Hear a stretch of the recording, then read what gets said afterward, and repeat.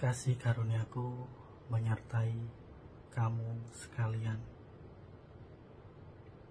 Aku akan menyampaikan tentang Great Reset. Great Reset sendiri artinya adalah perbudakan. Orang-orang yang menikmati dunia ini tidak akan menyadarinya, karena mereka terjebak oleh hawa nafsu, suka berbelanja, suka pergi ke mall, suka pergi ke tempat-tempat tongkrongan yang memamerkan apa yang sudah menjadi kepunyakannya. Makanya mereka tidak menyadari akan hal itu dan terjebak akan sistem perbudakan nantinya. Memanglah membuat terkesan bahasa Great Reset itu, makanya orang akan mengikutinya, orang banyak akan mengikutinya. Tetapi orang yang beriman, mereka akan menyadarinya. Orang yang rendah hati, mereka akan tahu bahwa itu adalah penggiringan kepada sistem Antichrist atau Dajjal. Great Reset itu sendiri adalah reset, yaitu mengatur ulang tatanan yang baru. Tetapi pengaturan di sini adalah jauh berbeda dengan pengaturan pada umumnya, yaitu dengan memutus koneksi hubungan dengan Tuhan, memutus koneksi antara manusia dengan Tuhan dengan cara merusak darah manusia dirusak. Dengan apa? Dengan enjusan yang sudah diterima banyak manusia.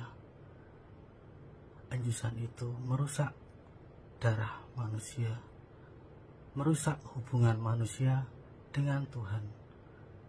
Maka dari itu, setiap kali manusia memohon kepada Tuhan, terkadang Tuhan enggan mendengarkan doa mereka, karena manusia yang sudah menerima enjusan itu, dia merasa ada keangkuhan, karena di dalam roh enjusan itu ada roh keangkuhan, roh hawa nafsu, roh ingin memuaskan hasrat. Semua ada di dalam enjusan itu. Makanya enjusan itu, setiap manusia yang sudah memakainya, mereka akan sedikit demi sedikit, bahkan tiba-tiba mereka akan merasa marah, merasa emosi, cepat, gampang sekali emosi, dikit-dikit marah tanpa kejelasan yang pasti. Apalagi yang sudah memakai enjusan itu lebih dari 3 kali, itu emosinya tidak bisa dikendalikan. Apalagi saat di jalan membawa motor atau mobil, ada orang yang seliwar-seliwar di depan, maka dia langsung marah saat itu juga tanpa orang lain tahu.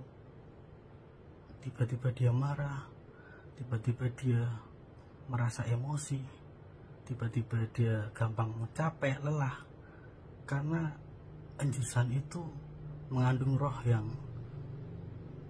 sangat angkuh. Jika orang itu tidak memiliki kerendahan hati, dia akan digiring kepada roh itu nanti, supaya orang itu ketika mendengarkan firman Tuhan, firman Allah, firman itu tertolak dalam dirinya. Orang mengatakan atau memberi saran untuk membaca firman Tuhan, tetapi dia sendiri menolak. Mereka akan bilang, masa sih, atau sekedar itu cuman hoak. Padahal itu adalah suara kebenaran yang harusnya bisa diterima oleh darah yang masih murni. Maka dari itu, setan atau iblis atau Lucifer atau sering dikenal dengan Dajjal, mereka menyerang darah. Darah adalah prioritas utama untuk bisa menghubungkan antara manusia dengan Tuhan.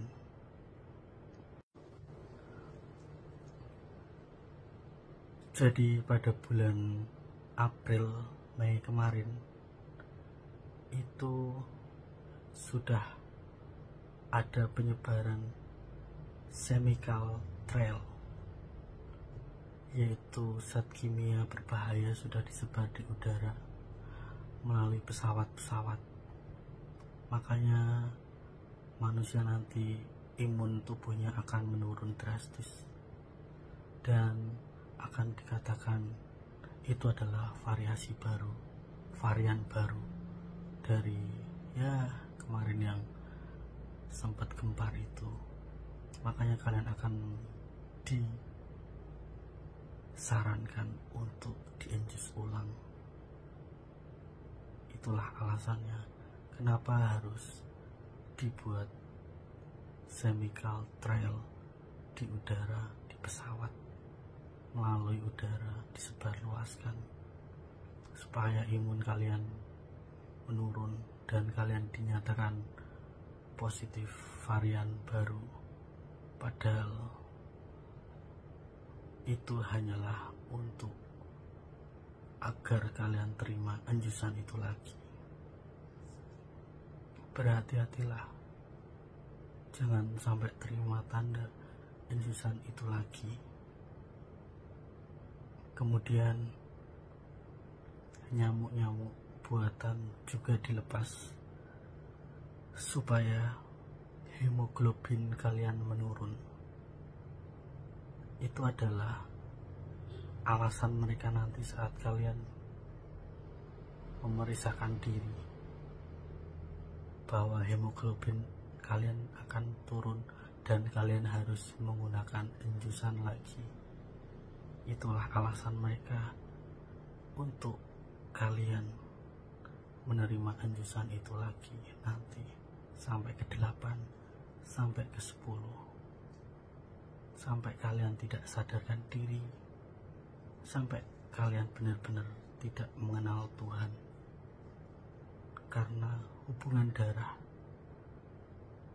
koneksi kalian dengan Tuhan benar-benar akan terputus. Makanya itu dikatakan tanda 66 Dajjal, Antichrist. Jika kalian menyadari, ya puji Tuhan. Jika tidak, itu kehendak bebas kalian. Itu pilihan ada di hati kalian masing-masing. Aku memberitahukan kepada kalian untuk kebaikan kalian, supaya kalian tidak masuk dalam sistem Antichrist Dajjal, pengaturan ulang kepada sistem perbudakan yang nantinya akan segera terjadi. Bukan agenda 2030, tetapi waktu semakin dipercepat.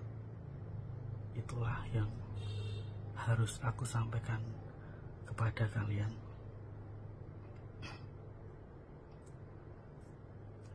Jika kalian menyadarinya, itu adalah berkat bagi kalian,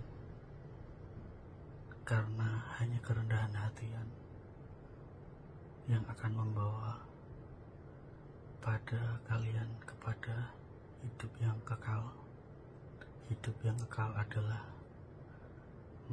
menerima Tuhan Yesus Kristus sebagai juru selamat, Anak Tunggal Allah yang Maha Kudus, yang selalu kalian andalkan, baik senang, susah, suka, dan duka. Kamu sekalian harus mengandalkannya. Dialah Imam Mahdi, Hakim yang adil di akhir zaman. Isa Al-Masih, Isa anak Maryam, yang selalu mendampingi anak-anaknya di dalam zaman yang sudah gelap ini, di akhir zaman ini. Kalian harus tahu akan hal itu, dan berbahagialah kalian yang sudah mengetahui tentang dirinya. Dia yang akan memimpin kalian di akhir zaman ini, supaya hati kalian selalu menuju kepada Tuhan Yesus Kristus. Aku berkata sesungguhnya kepada kamu, jika seseorang malu karena aku dan pengajaranku, anak manusia pun malu mengakuinya saat ia datang dengan kemuliaannya dan kemuliaan Bapa serta para malaikat. Itu yang bisa aku sampaikan, pesan daripada Tuhan Yesus Kristus, Imam Mahdi, untuk kalian semua. Jangan sampai kalian masuk ke dalam sistem perbudakan antikris atau Dajjal. Ketika kalian menerima anjusan itu sampai 8 atau 10 kali, kalian akan menjadi zombie yang tulen, zombie yang benar-benar asli, karena kalian sudah tidak sadar. Itu yang ingin aku sampaikan kepada kalian. Sangatlah berbahaya bagi tubuh, jiwa, dan rohmu. Jangan sampai kalian terima anjusan itu. Kalian akan benar-benar dikendalikan oleh jaringan 5G nanti. Kalian akan seperti anjing yang dikalungi oleh majikannya, dikontrol. Tetapi pengontrolan itu melalui anjusan yang sampai mengandung logam. Ketika mereka memencet remote itu, nama kalian bisa saja mati mendadak. Bisa saja pembuluh darah kalian tiba-tiba pecah, karena saat kalian tidak taat kepada perbudakan nanti, kalian akan dibinasakan olehnya,